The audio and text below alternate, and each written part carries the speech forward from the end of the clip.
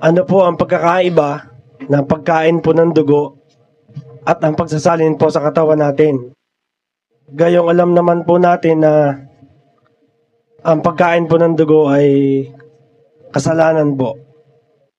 Ang isalin po natin sa taong may sakit, ito po ba hindi po kasalanan? Hindi po ba mali o tama po ba ito? Maraming salamat po. Salamat din sa pagdalo, kapatid na Nandi. Unang-una, ang aral sa atin sa Biblia, yung dapat matuto tayo ng nakasulat. Huwag hihigit sa nakasulat. Ulitin natin 4:6 ng unang Korinto, kapatid na Daniel.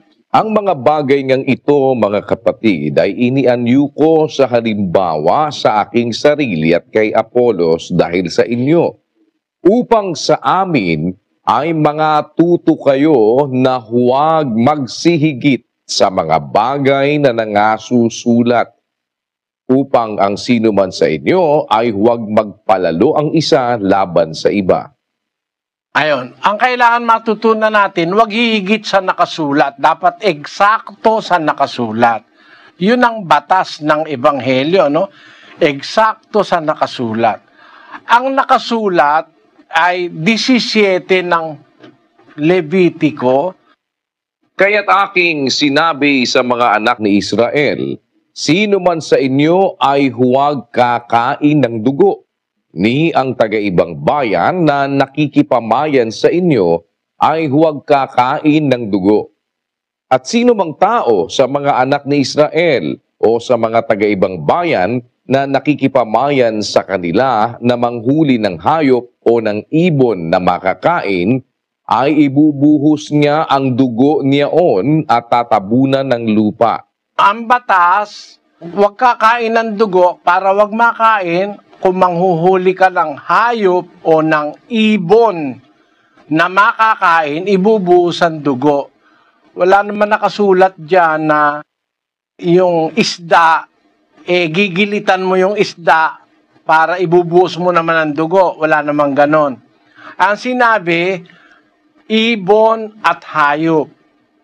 Baka, baboy, kalabaw, o ibon, gaya ng manok, pabo, kahit anong ibon, kailangan ibuhos ang dugo. Yun, bawal kainin kasi yung mga dugo na yan, Ngayon, yung sinasabi naman ng saksi ni Jehovah na idinagdag nila sa nasa Biblia, kung bawal ka kumain ng dugo, dapat wag ding magpasali ng dugo.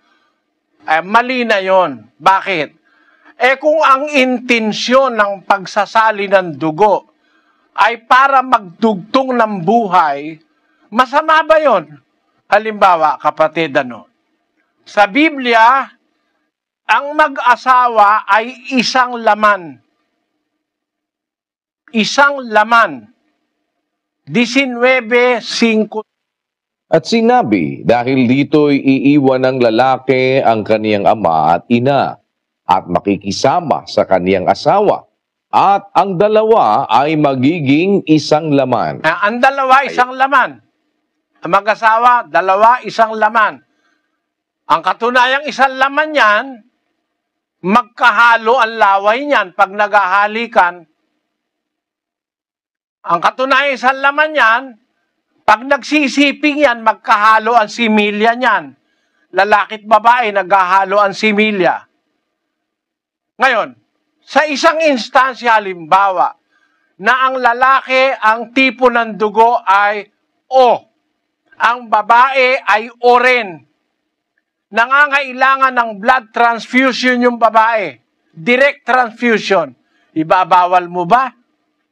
Na, bawal yan. Dahil bawal kumain ng dugo. Hindi naman pagkain yun Transfusion yun At ang intensyon nun para sumagip ng buhay. Pwedeng i-direct mula sa lalaki, didiretso dun sa karayom papunta sa babae. Yun ba, bawal ng Diyos yun? Isang laman yan Halimbawa, isang ina at ang kanyang anak. Nung yung bata nasa loob ng tiyan, di ba totoo yung dumadaloy na duguron? Ay siya ring dumadaloy na dugo sa bata?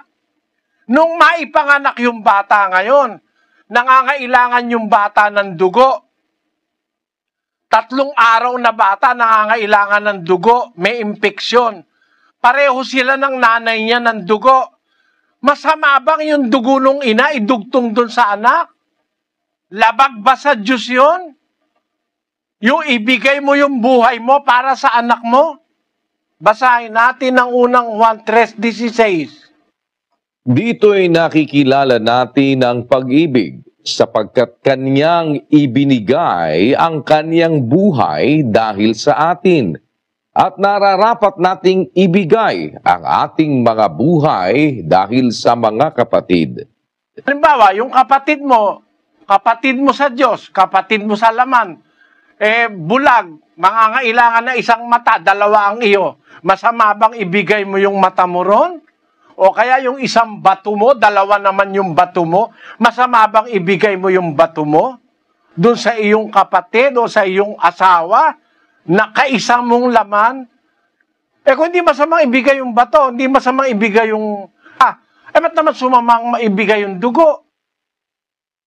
Ibigay mo yung bahagi ng buhay mo para sa magandang intensyong mag-agtong ng buhay sa kapwa, walang kasalanan sa Diyos doon.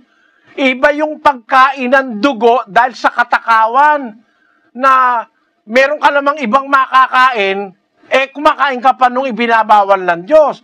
Pero yung wala kang choice, yung asawa mo, kailangan mo iligtas, yung anak mo, babawalan mo yon. Dagdag yan sa Biblia, wala yan sa Biblia. Kontra sa diwa ng Biblia, sapagkat ang Biblia, ang aral niya ay pag-ibig at pagmamahal, pag-aagtong ng buhay. Kung ang kaaway mo'y magutom, takanin mo. Kung painumin mo. Yan ang aral ng Biblia, pag-aagtong buhay. Kung halimbawa sa dugo, matutulungan mo yung iyong asawa para wag manganib ang buhay, anong masama ron? Kaisang katawan mo naman yon. Sana naunawaan mo ang aking sagot, kapatid na Nandi.